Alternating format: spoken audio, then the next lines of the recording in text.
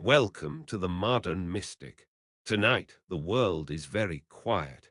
The air is cool, pressing gentle against windows, pressing over your body wherever you are. There's nowhere you need to be. The dark whispers at the edges of your room, and you are safe in the nest of blankets and fabric. You are lying here, your hands resting softly, the heaviness of sleep somewhere close. Let's drift together, just you and me. There's a hush beneath the thoughts, a current of slow comfort, rolling like fog over a lake at dawn. Feel your head upon the pillow, the safety of sheets wrapped around your legs, toes curling and uncurling, the slight weight keeping you here, and nowhere else. Outside, the world exhaled. The lamps on the street may flicker. The wind presses leaves against the glass and then retreats. All is still. You can imagine the creak of floorboards in another house, far off, where a lamp glows a soft yellow. Perhaps if you listen, you can hear the hush of a kettle warming, a mug pressed between familiar hands, the ordinary rituals of an old friend's house. That's where we will go tonight, not to a palace or a crowded room, but to a quiet Swiss home, settled among the trees. Tonight you'll drift into the life and times of Carl Jung. You do not need to learn. You do not need to try. Let your body release bit by bit, becoming heavier, a stone nestled in moss. Carl, a man much like any other, in the ways that most matter. He had hands with creases and knuckles that ached in the cold. He had feet, broad and heavy, sometimes damp from the garden. Above all, he cherished small comforts, the scratch of wool at his wrists, the click of wood beneath his boots, the steam rising from a chipped teacup. There's no rush, there's nowhere to go. In this slow time you can breathe deeper. Let one deep breath come in, feel your chest widening, fabric rising, then let it out, sinking again. The story we tell tonight is simple as sleep itself. It will move at the pace of slow trains, of soup simmering on a wood stove, of fog drifting between mountain pines. Nothing you hear is urgent. Nothing you hear asks you to remember. This is the soft invitation to surrender, to drift, to let the life of another soul become the quiet water beneath your thoughts. Karl's life, in the end, was woven with days much like your own. A soft chair by the fire, a pen rolling crooked across his desk, the murmur of distant voices through thick walls. He welcomed the ordinary, the overlooked. He trusted the weight of his own breathing, the anchors of his own hands. All you need to do is rest here. Let my voice be the background hum, and let your thoughts loosen. Imagine the soft warmth of mittens, the slow arrangement of books upon a shelf, each spine familiar, each page a promise to come back. The window is fogged, the kettle has boiled. Outside, it is always early, the sun just barely thinking of morning. Let yourself sink, heavy and soft, as we drift into the inner world of a man who wandered his own dreams. You are in the right place. This story is for you, but it also asks nothing at all. Everything can be left for later, for now. Let Carl Jung's quiet days wrap around you like linen, whispering, "It is safe to let go." He waited by the window. Let your hands relax one more time. Your breath, slower now, follows the hush of nighttime stories. The spoon clinks against the cup. Nothing happens, and that is enough. Morning comes softly, just as it always has. In an old house where walls creak quietly and windows hold the last chill of the night, Carl Jung lies quietly, letting the slow hush of the world's waking settle around him. There is no rush. Even before he opens his eyes, there is a weight in the room, not of heaviness, but of presence. He notices the faint shift of daylight pressing against the thin curtains, that kind of pale, patient light that never startles, just slowly arrives. It is the hour where dreams still float near the ceiling, gentle as the dust in the air. He listens before he moves. Sometimes it is the distant echo of water, pipes shivering as someone far in the house stirs. Sometimes only the faded heartbeat of his own breathing. The room smells of night, a little sweet from the old wooden chest, and a little sharp from the cool air finding its way around the window's edge.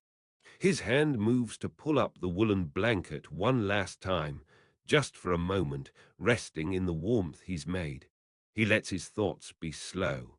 Outside, light shifts on the old wallpaper, first just a smudge, then a pale glow breaking across the cracked pattern. There is nothing urgent in it. The world is not asking anything yet. Some mornings he wonders if the house is still dreaming, too. He waits beside his thoughts. The kettle waits in the kitchen downstairs. It is always there. He slips from the bed, sets his feet down on cold, polished boards.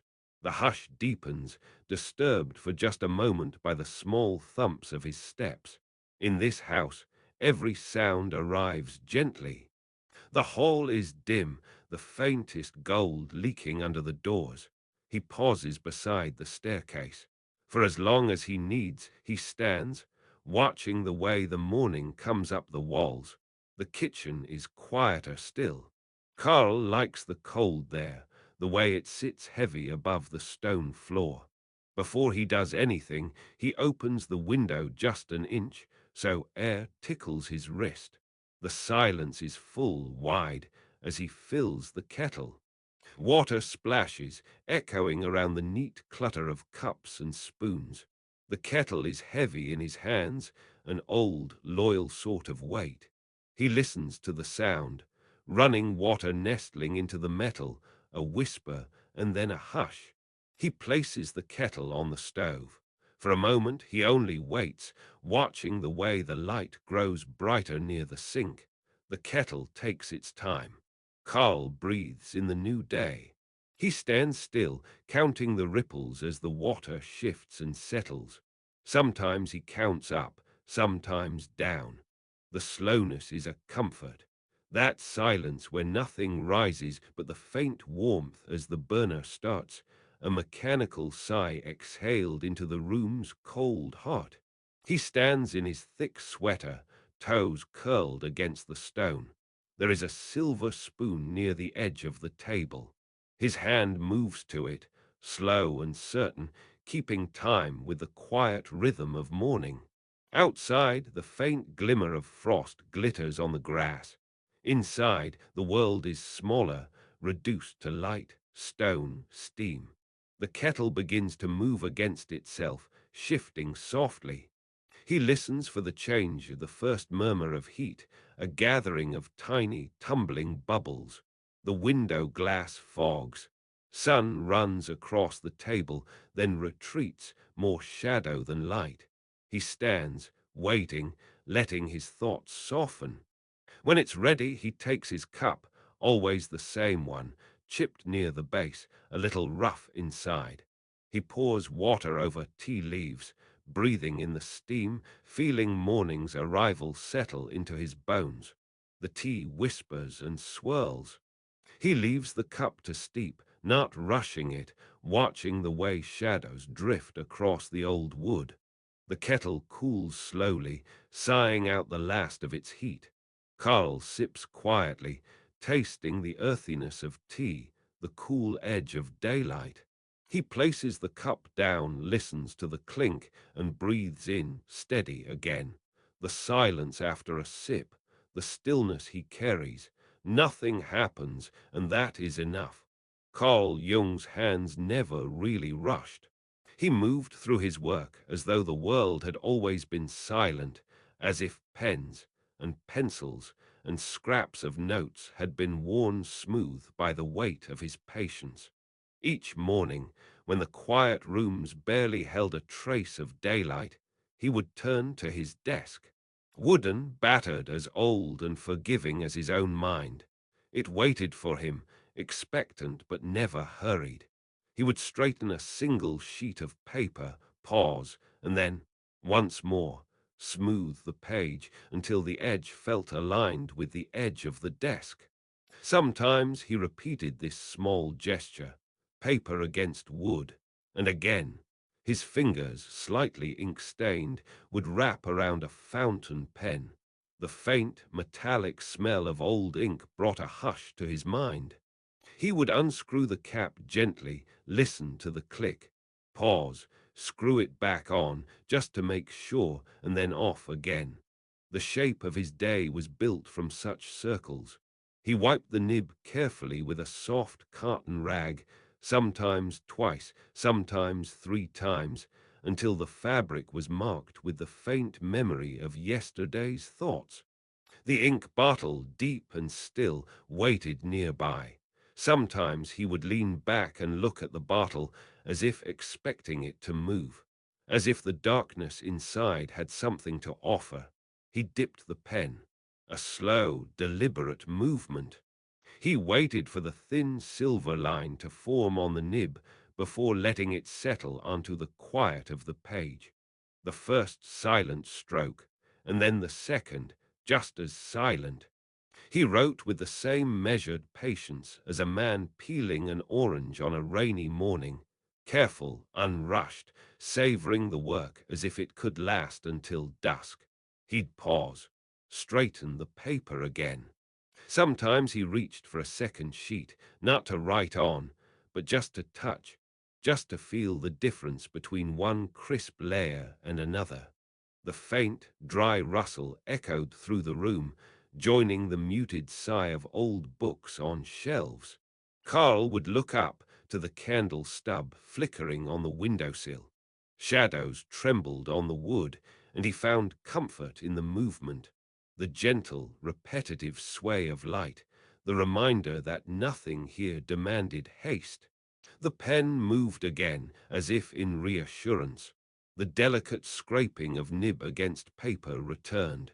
He'd pause, a careful breath, tap the pen against the blotting paper once, then twice, then once more, as if listening for an answer deep in the pattern of dots. Sometimes writing meant little more than rewriting an old sentence. He would copy a line just to feel the ink move, the repetition settling his thoughts.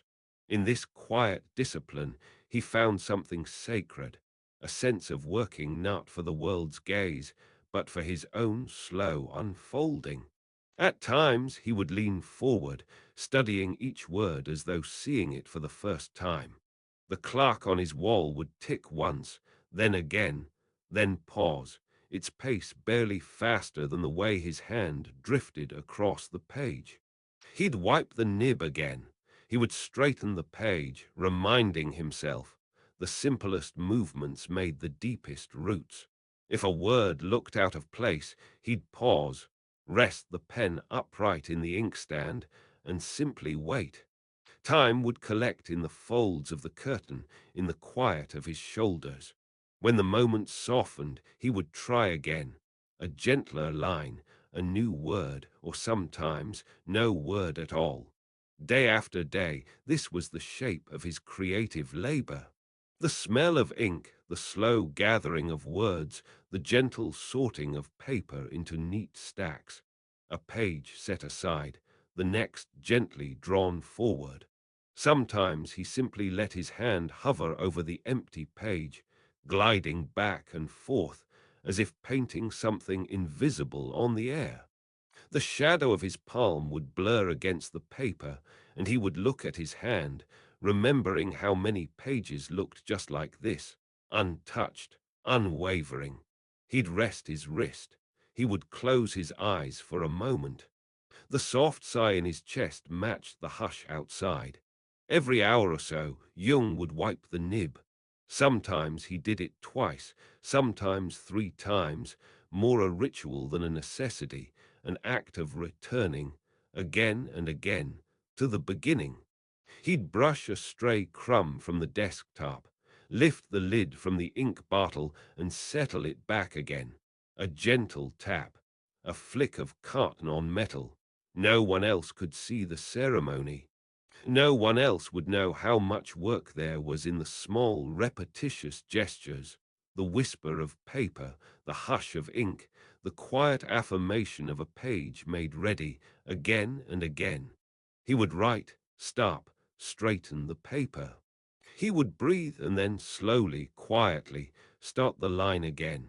Each word a stone in the path, each pause a space for the sacred to return. The room would rest with him. Time would drift, and he would remain at the desk, hands gentle, motions unhurried, letting each act of writing become a mirror, a soft, repetitive labor, as steady and sacred as breath itself. When Karl stepped outside, the air always let him know the shape of the day. Sometimes, before breakfast, a film of cool mist hugged the earth. The dew would linger on the cobblestones, pooling at his feet like tiny unanswered questions. He liked the feeling of the world's edges blurred, fog softening fences, hedges, even his own reflection in the garden glass. He would stand half awake, listening. Out here, he let the early light move over him, cold air slipping across his wrist, pulling him further from his dreams, but not quite towards noon. There were days the wind arrived first, curtains fluttering, leaves scraping across the path. Karl watched the branches, their long, slow dance against a white sky. The trees knew things he didn't. He understood that now. Their patience soothed him. The size of ancient trunks, each shiver of green a language older than words. Some mornings, a soft rain would begin as a whisper, growing until it drummed on the roof and smeared against the windows. He traced the droplets with his finger, letting the sound fill the rooms with gentle rhythm. He remembered afternoons made golden by sunlight, a hush settling over the house. The pages of his notebook would turn gently in the warm air, and he would listen to the bees humming beyond a cracked window. The shadows moved slowly, drifting across the wooden floor. Sometimes a thin beam would catch in his tea, turning the cup honey-colored. He let his thoughts meander, skipping from sunlight to memory and back again. Seasons changed. He noticed first in the taste of the morning air, a little sharper, the ghosts of frost glimmering on the grass. He would walk, coat buttoned up tight, hearing the crunch below his boots. The stillness wrapped him, the quiet broken only by crows. Their voices carried, distant but clear. He paused often, letting the silence deepen. Inside new snow, time thickened. Even his breath moved slower. Some years the river froze, and at night he pressed his hand to the glass, feeling the cold settle into his bones. That kind of cold, the kind that makes everything still, he welcomed it. It held him gently, drawing him inwards, away from crowded thoughts. Thunder had its rhythm, too. The low grumble woke distant pasts within him. Lightning flickered across the distant hills, and in these moments memory shimmered like rain. He sat quietly through storms, listening as each raindrop found its way to the earth. He noticed how the wind and water danced together, creating a music that emptied his mind. Sometimes he would light a candle, the flame shivering in the draught. The world turned gray. Every sound in the house grew sharper, more full. Even his own heartbeat seemed to echo, slow and deep. Spring returned. It always did, soft, persistent. Buds touched his window sill, gentleness wrapped again in green. He smelled earth when he opened the door. A promise, he thought, as robins fumbled in the garden, and each rainstorm left the world new. He let his hands linger in the soil, feeling the pulse of dark roots, twigs, pebbles, ancient and alive beneath the surface. On days like this, hope arrived quietly. He watched the weather shift, hour by hour, cloud by cloud. Between seasons, there were afternoons he spent simply watching the sky. The wind curled along the eaves, while pigeons huddled against the cold. Sunlight faded, returned, then slipped away. These small changes soothed him, even as they unsettled. He accepted that every weather had its lesson, every season its silence. He listened just as closely to storms and sunshine. Both found a home inside his chest. On summer nights, windows open wide, Carl let the soft hum of insects fill the darkness. He counted stars. He watched the way moonlight climbed the walls, slow as forgiveness. The air had a sweetness then, grass, lilac, the distant wood smoke drifting. He waited, never in a hurry, for sleep to come, letting each sound settle into quiet. Sometimes the thunder rolled miles away, and he listened for the space between those rumbles, a room big enough for secrets. He waited by the window, the spoon clinked against the cup, nothing happened, and that was enough. With every change in the weather, Carl grew softer inside.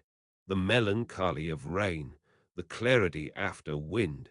In these ordinary cycles, he saw himself, sometimes restless, sometimes at peace.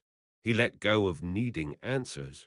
He relaxed into the hush and waited for the seasons inside him to shift, just as the world always did beyond his door. In the quiet of afternoon, Leah would listen to the hush between words. Not every conversation needed a shape. Sometimes just the gentle sound of another person breathing nearby, or the softest eyes meeting his and glancing away again, carried more meaning than stories ever could. He sat often at the faded wooden table, sunlight rubbing gold against old mugs, and watched as someone, his wife or a visiting friend, folded a napkin, careful and slow. The rhythm of small things would settle him, like the careful smoothing of cotton across the edge of the table, or the way warm steam curled from a chipped cup of tea.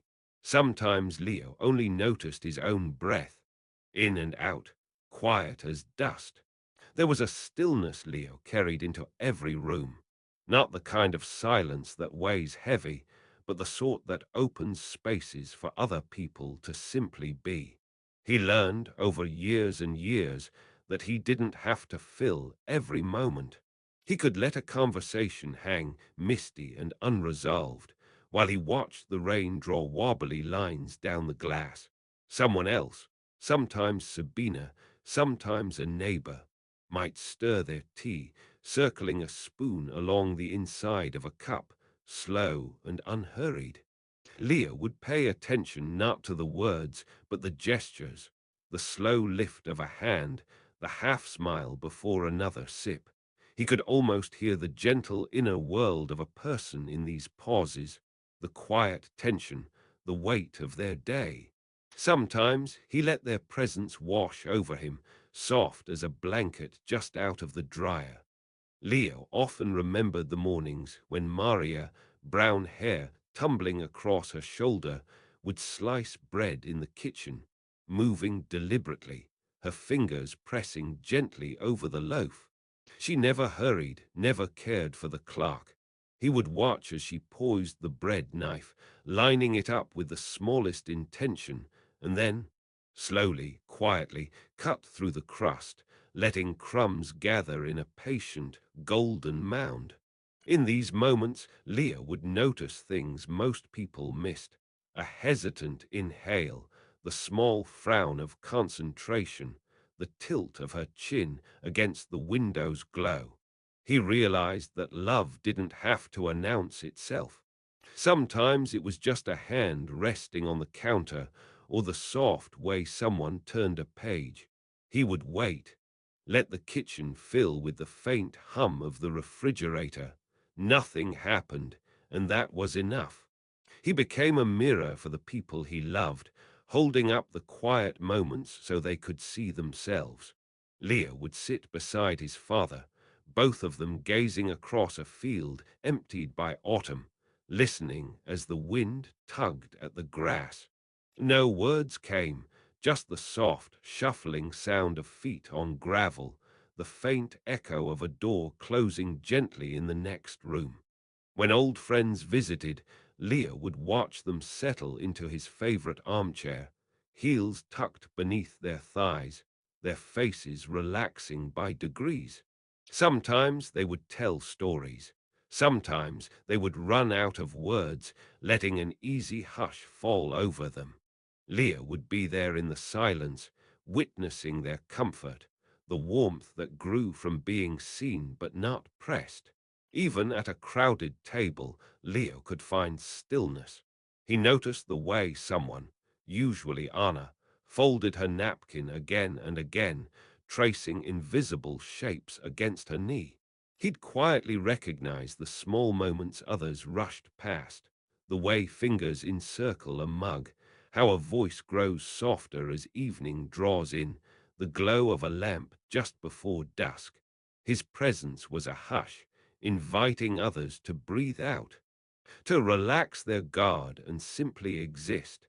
He would pause, listen for the scrape of a chair, the muted laughter from the hall. He learned the language of gestures, reading intention from the way someone would lean, ever so slightly, into the conversation. Leo saw care not always in grand declarations, but in the sharing of a peeled orange, split gently in half, or in the wordless offering of a blanket on a cold night. Even alone, he would remember these gestures, feel their weight in his chest, a gentle ache, a remembering. As he grew older, these quiet echoes shaped Leo's heart. He learned to be grateful for stillness, for moments when nothing happened except the soft communion of existing near someone else. He could sit for hours with another soul, no words between them, listening only to the ticking of the clock, the hush of distant footsteps, the gentle shift as light slipped across the floor. It was in these pauses that Leo found the purest kind of presence, the feeling of being seen and softly seeing back. The world might hurry, might shout, might chase, but Leo always returned to the sacredness of a room where two people waited together. And sometimes, watching another tie their shoelaces or rest their head against the window pane, Leo would smile, knowing that in these quiet gestures something true was always being said. He waited by the window. Nothing happened, and that was enough. There's a special kind of silence that comes in the late morning, once breakfast is memory and the day has not asked for much. For Carl Jung, these hours slid forward slowly, as if pulled by nothing, as if time itself forgot to keep count. This was not the hum of accomplishment or the bright anticipation of travel. This was something much quieter, a day waiting for nothing at all. He would let his hands rest on the heavy wooden table in his study, palm down, fingers splayed. Some days the grain would catch his attention, a little groove, a knot in the wood, and he'd follow it gently, tracing the lines with a fingertip. The coolness of the surface, the faint scratches from years of use roll reminders that time was a patient companion. Outside the window, if he cared to look, the grass moved in the breezeless kind of way that was less about wind and more about the shifting of sunlight. Even the insects seemed slower. A beetle tried to scale a blade of grass, failed, and simply paused there, halfway between here and nowhere. He watched, sometimes for minutes, sometimes longer. There was no urgency, nothing to reach for, no mind to impress. Only the pleasure of seeing nothing change, and noticing how restful his chest felt in the stretch of that quiet. He waited by the window, tea cooled on the saucer, forgotten, its herbal steam mingling with the faint scent of wax from last night's candle. Young let his thoughts loosen, drifting away from the shape of language and into the soupy, muted space inside. Half memory, half dream. He settled in the armchair, the one with the blanket folded and refolded to the same soft crease at the edge. His feet found the wooden floor's cold spots, small islands of cool, tingling gently with each breath. A clock might have ticked nearby, or it might not have. He wasn't sure. The spoon clinked against the cup. If he heard any sound at all, it was the distant shuffle of a caretaker, or the far-off murmur of the river stones rolling against themselves beneath the bridge. But in the room, with its blue shadows slanting from the window, stillness was the only voice. In these slow hours, Jung would sometimes take a small stone from his pocket, one he'd picked up long ago, washed by rain. He'd roll it between his palms, round and solid, heavier than it looked. He had no reason to do this. It just felt steadying, like holding something certain inside the fog of a day where nothing happened. He would let the pause extend across longer sections of the afternoon, just sitting there, not planning, not remembering, not anticipating. Sometimes his eyes closed. Sometimes they wandered to a patch of peeling paint on the windowsill. Nothing happened, and that was enough. He could stay in that chair for what seemed like hours, feeling the gentle ache in his spine, feeling the weight of the blanket, the coolness of the room, the steadiness of his breath. Each inhale, each exhale was an anchor. Each heartbeat was a kind of reassurance, soft, patient, full of permission to simply exist, unremarked upon. Outside, the clouds might pass, or not. A bird could land on the garden wall, or it could just be the stir of imagination. The mirror in the hallway sent a stripe of light across the floor, and Jung would watch the line crawl, stretching slow as the day itself. He waited by the window. There were books nearby, but he didn't reach for them. Not when the world was this gentle, this uneventful. The urge to fill the time with noise or story or aim dissolved. He trusted the day to contain enough slowness, enough blankness, enough unspoken invitation to rest. Sometimes he would press his palm flat against the stone again, feeling its small, smooth certainty. Sometimes a thought would bloom, soft and formless, about childhood or a dream or the way rain sounds on the roof at midnight. He let those thoughts slip by, letting them flicker and disappear as the arms of the chair tightened around him and the air grew slow and heavy. He waited by the window, and as the light shifted and the afternoon began to stretch toward evening, Jung would stand at last. The blanket slipped to the floor. His feet found their way across the grain, back toward the kettle, toward new water, a new leaf, a new cup. No excitement, no fanfare, just the sacredness of slowness, of a day that made room for nothing, and in that nothing found peace. Some evenings, Carl Jung would linger at the edge of the study, his hand resting on the smooth brass door handle, not quite turning it. Outside, the world softened, lamps glowing just beyond the frosted glass. The house settled around him, gently creaking as night rearranged itself. There was no rush. The moment before walking inside, he let it stretch, as if time itself might spill over and soothe him. Inside, everything waited. Paper stacked with careful inattention. Pencils sharpened, then set down and forgotten. Books opened just enough to feel familiar, but closed again so their voices never shouted.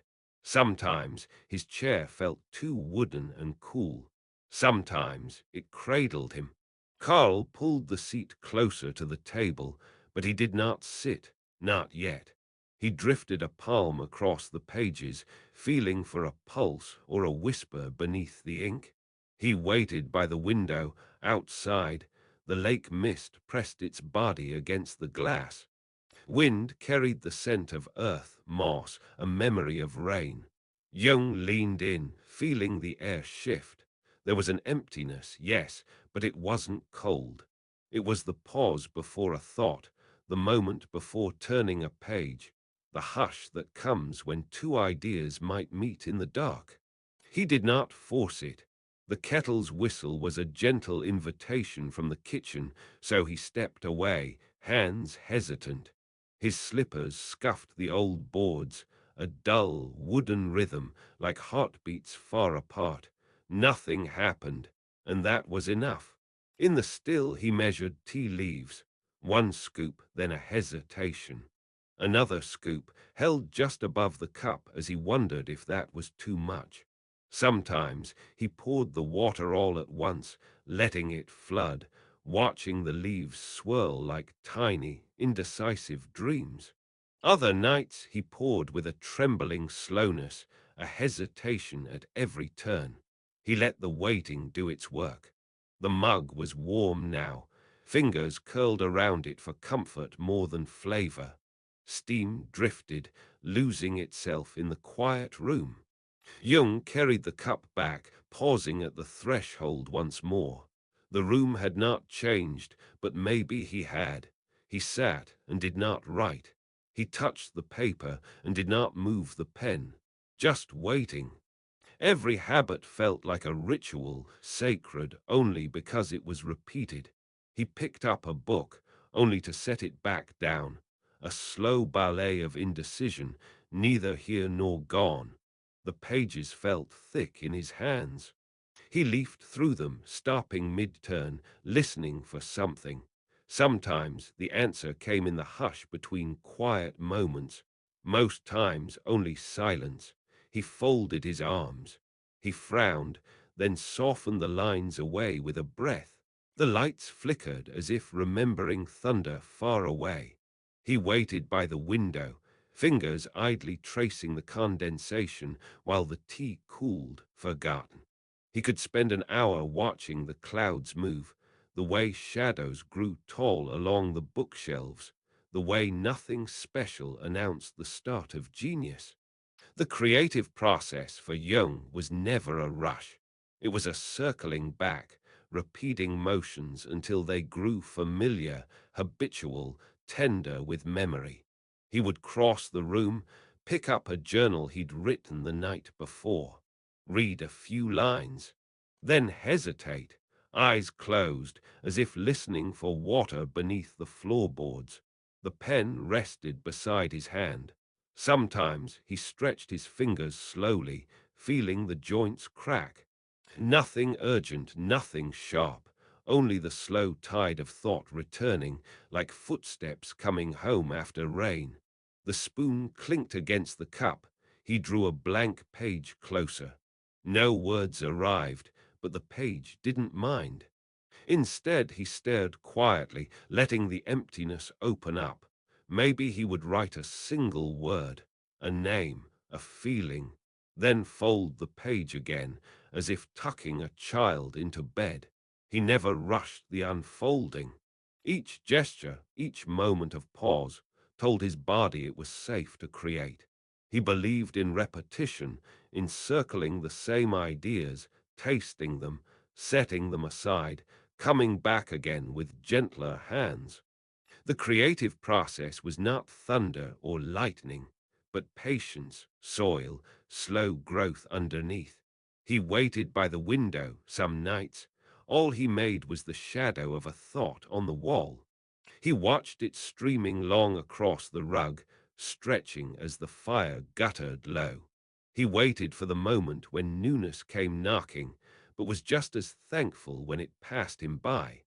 Because sometimes the genius lay not in motion, but in waiting, in preparing quietly for what love or inspiration could offer.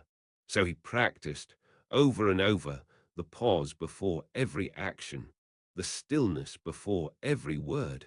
The kettle hummed in the background. Books closed, then opened. Carl Jung found peace in waiting, in letting his mind move slowly, tracing circles around a single thought until the edges softened. Each hesitation was a chance to listen deeply, to let intuition fill all the quiet spaces, the pauses between a breath and a word, between the urge to create and the patient, humble act of creation itself. He lingered a little longer. The study, with its books and half-written pages, grew softer in the dusk. The world outside slowed even more. He sat, hands folded, and listened. Nothing happened, and that was enough. Sometimes a day in Carl Jung's life drifted in like gentle fog, each hour unwinding itself with the patience of an old clock, tick after tick.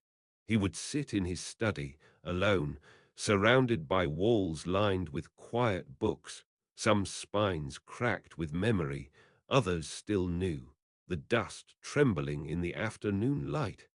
The air, still but never stale, seemed to hum with unspoken thoughts. He waited beside the window. There was a small table by the armchair. Jung's hand would find the same mug, the same slow sip of black tea.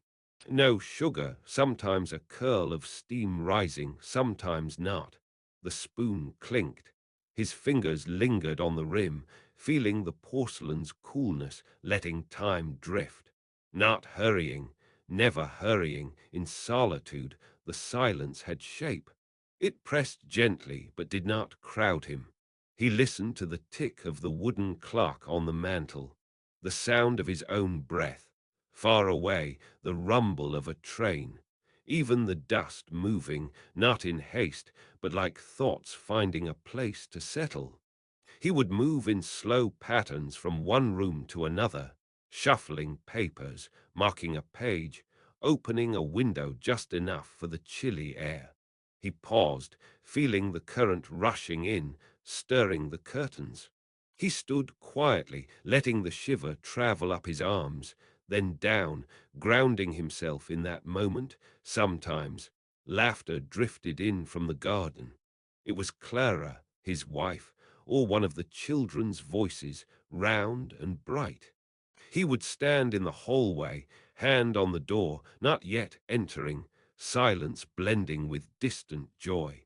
That distance was a comfort, like a wool coat against a draught, neither neglect nor longing. Just the gentle spell before returning to the world. He stepped through the threshold with measured care. It was time for breakfast, or maybe a late lunch. He never rushed meals. Other faces, family, sometimes friends, staff, shadowed the table. There were greetings, some soft, some meeting with silence. Sometimes he'd answer a kind hello with a nod and gaze beyond, into some silent place. There he lingered quietly, a moment of pause, a silent breath, the clink of a knife, the hush between words. Nothing needed to be filled. Often the conversation diluted into gentle, meandering talk about weather, errands, small aches and dreams. Jung listened, drifting in and out, present and far away all at once. He would step outside after the meal. Boots scuffed the stone path. He waited in the shadow between porch and garden, watching a bird peck at crumbs. Sometimes he'd join others, his wife with her pruning shears, a child with a ball, or a friend from town. They might walk together, not speaking much. Silence walked with them like another guest. He listened to their laughter, slow and warm. He'd pause when he heard their stories, but sometimes he'd let the story float over him, content to be the stillness. A wind might rise, carrying the scent of rain or leaves, and he would close his eyes. Breathing in, he released what he carried, a memory, a thought, a hint of shadow. Nothing happened, and that was enough when the day pulled him back inside, into the shadowed rooms and candlelit corners. He sat, journals opened, pen in hand, the scratch, the pause, the long breath. Visitors might enter, a neighbor, a patient, a friend, and find him looking up from his work. Sometimes he greeted them softly. Sometimes he waited, letting the moment speak in silent welcome. There was space for each person to arrive, for each feeling to emerge between the world and his self. There was always a door, sometimes closed, sometimes ajar. Jung crossed in and out, not always with words, but with small gestures, a glance, a cup shared, a place given on the bench.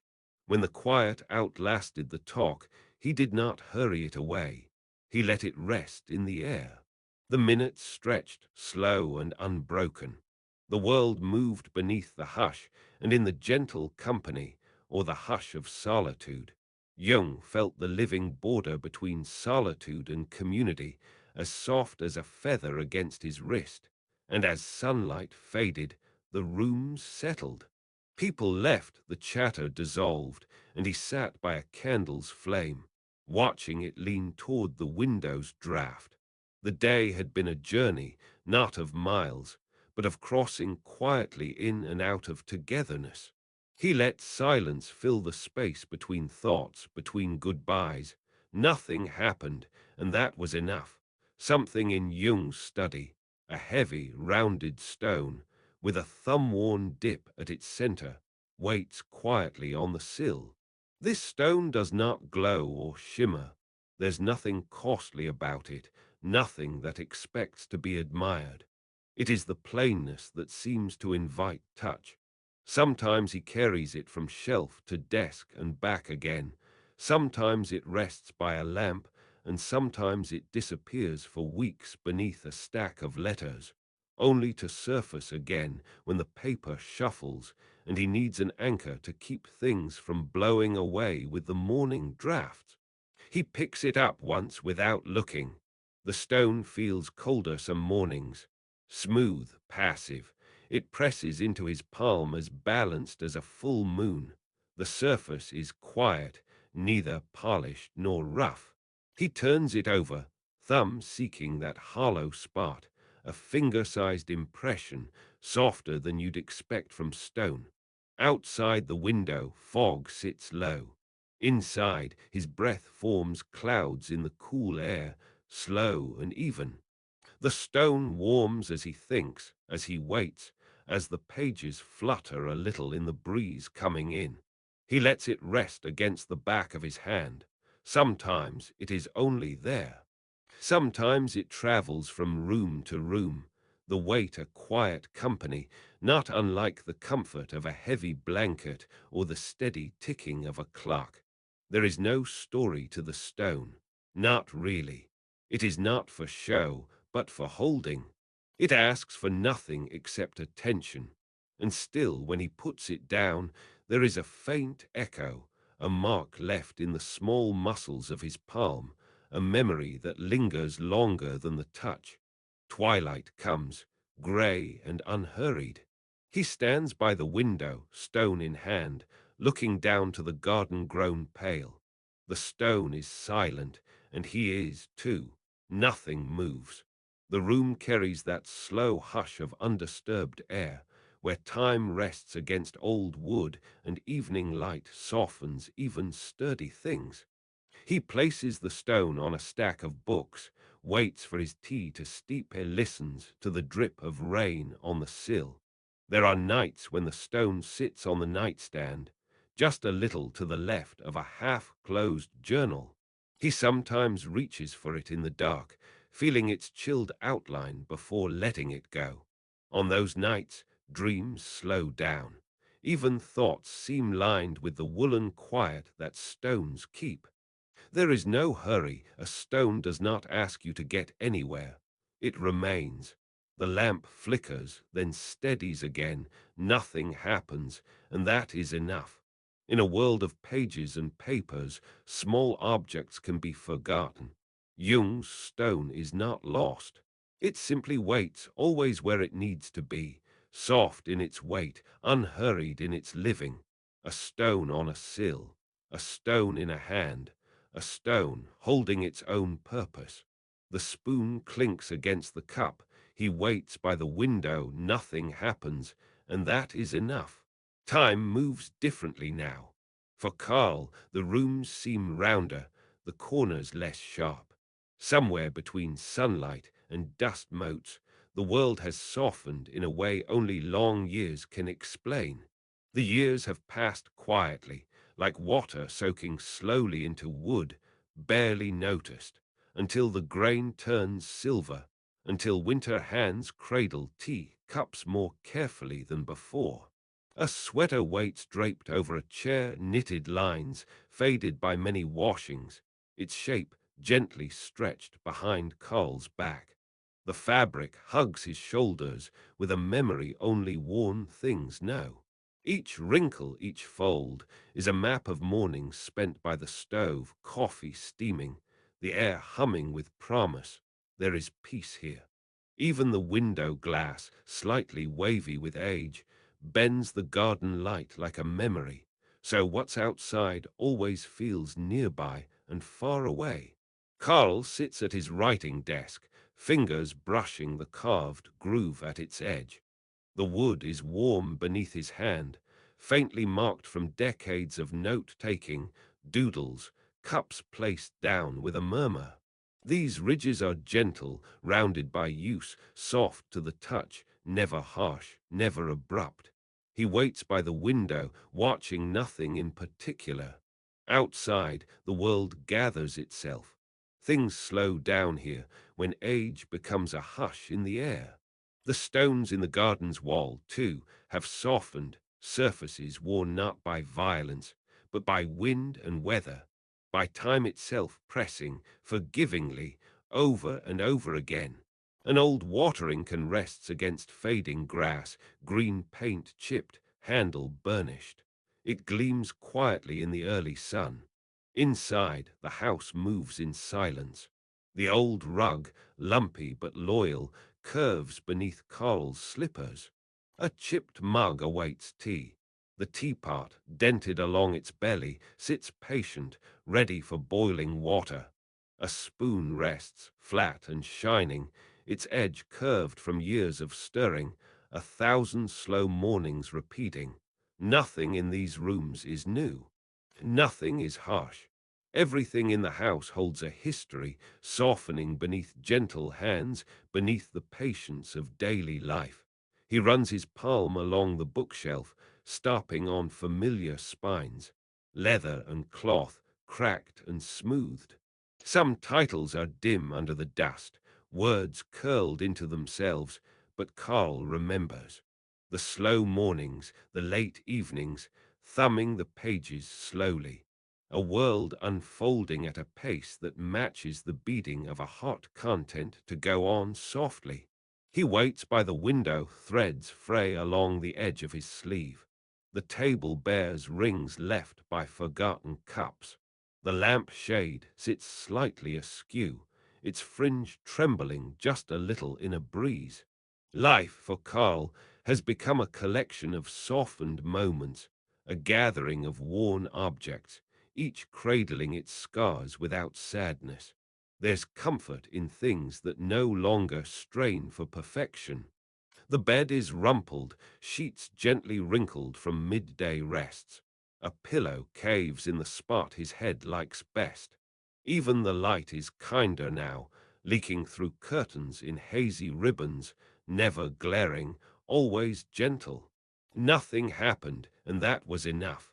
And in the garden, rain collects in a shallow bowl of stone, reflecting the sky. Its rim is nicked, and the water trembles when Carl runs a finger through it. He lifts the stone, feeling its cool weight, noticing each softened edge.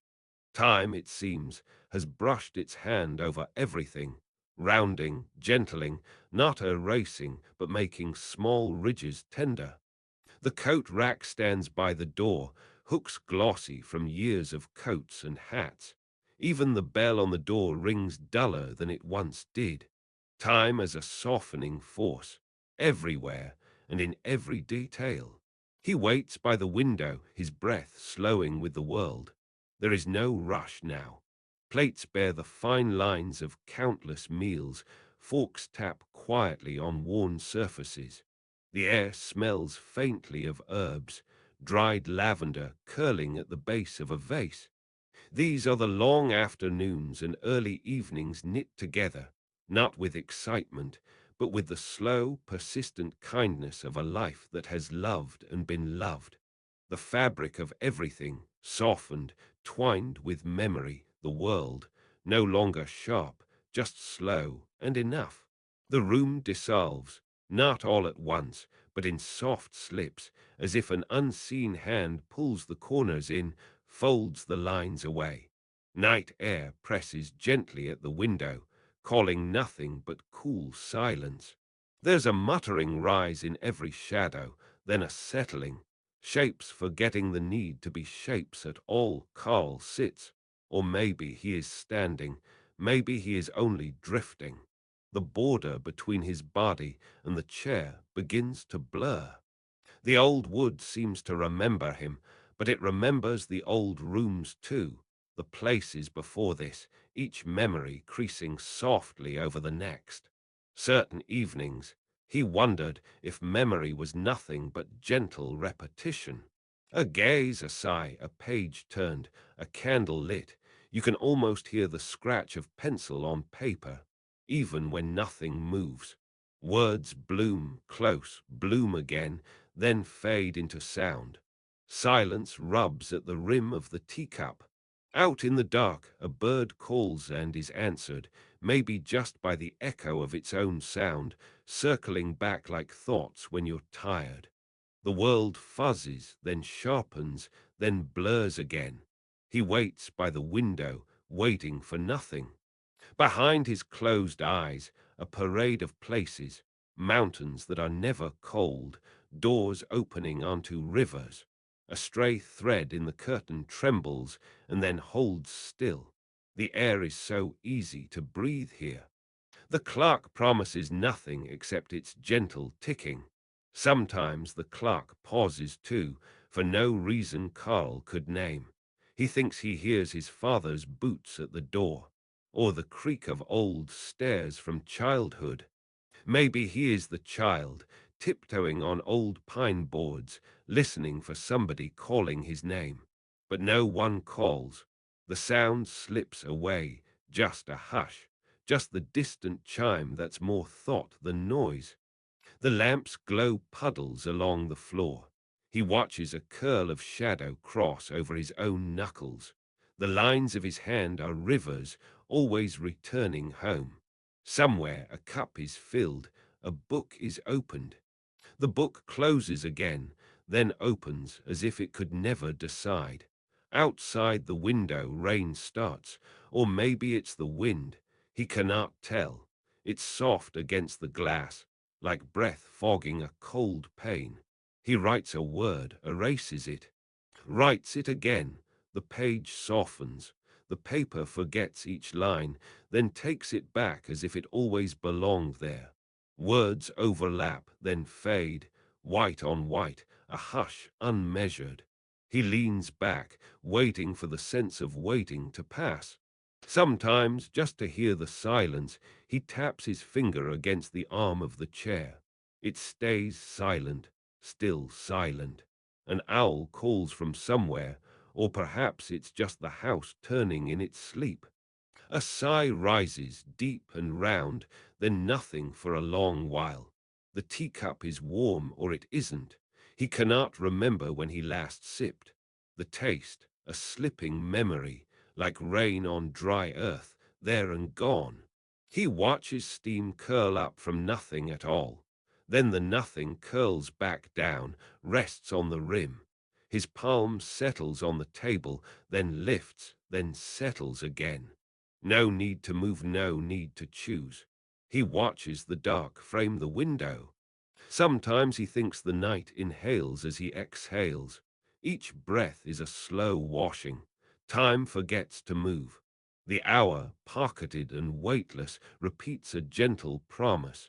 It's okay. It's all right. You are held. Somewhere in the room, the faintest note sings. A string, a floorboard, a memory. It rises, then curls upon itself. Carl traces the sound until it is only the absence of sound, soft as wool, slow as sleep. He wonders if he is the dream or the one dreaming. He wonders, then the thought circles and circles again, then rests. There is nothing to seek, no new shape to find. He is the watcher. He is the watched, the rain, or the wind, or the stillness. Nothing happens, and that is enough. Night deepens. The air has settled. Carl sits quietly in the evening, the world around him muffled and slow. There is nothing to prove, nothing left to chase. The pages on his small wooden table are untouched now. Fingers hover above them, then rest in his lap. He lets his breath come and go, like waves against the slow shore. No new thoughts, only the steady hum within. He listens to the gentle quiet, the way home feels in darkness. The floorboards give a soft groan as he shifts. He leans back, letting his shoulders drop. Once the weight of the day pressed hard, but now it falls away. He remembers tea cooling, steam rising then disappearing. He thinks of the window, the glass catching streetlights, the faint sound of wind, the heavier hush beyond. Sleep is close, not far. He closes his eyes. Around him, old walls stand patient. Books breathe out dust. He has read many things and forgotten many, and that is all right. Not every dream needs remembering. Years and seasons drift by. He hears old footsteps, quiet conversations in memory's corners. He lets them pass like clouds over old fields. He does not search for meaning, not anymore. Meaning comes with or without the search. Some nights he followed visions. Other nights he simply waited for nothing at all. He lets his hands relax. He notices the gentle ache in his knees, the gravity in his spine. He feels the blanket's edge at his side, cotton soft and so familiar now. He pulls it closer. The furniture is ordinary, but tonight it all feels like home. He waits by the window, a clock sighs in another room. The air is cool. The night stretches out, inviting him further inward. Nothing disturbs. Even the hunger for answers quiets. A pause, then nothing. The not knowing is soft, like bread that is still warm. He takes one last slow breath. Then another. He thinks about his hands, the work they have done, the countless small gestures. Lifting a book, pouring tea, turning a lamp off for the night. He remembers doing these things again and again. He sits, he breathes, he lets silence gather. Sleep is heavy and gentle, a friend who never asks questions. It fills the gaps between memories. It smooths over old edges. The room is steady, neither bright nor dark. He is neither young nor old. Only here, drifting on the hush that happens when everything else goes quiet. He lets himself forget. Forgets the pages, the dreams, the waiting. Allows himself to become only breath, only warmth, only the place where sleep meets waking. He traces the line between now and before, does not cross it, feels it linger. He murmurs a small phrase, softer than thought. I am home, I am at rest, I am home. The world falls away. He waits, he lets go. Nothing happens, and that is enough. Sleep comes slow, like dusk moving through the old house. Nothing forced, just the gentlest drop. He says it again, unseen, unheard. I am home, I am at rest.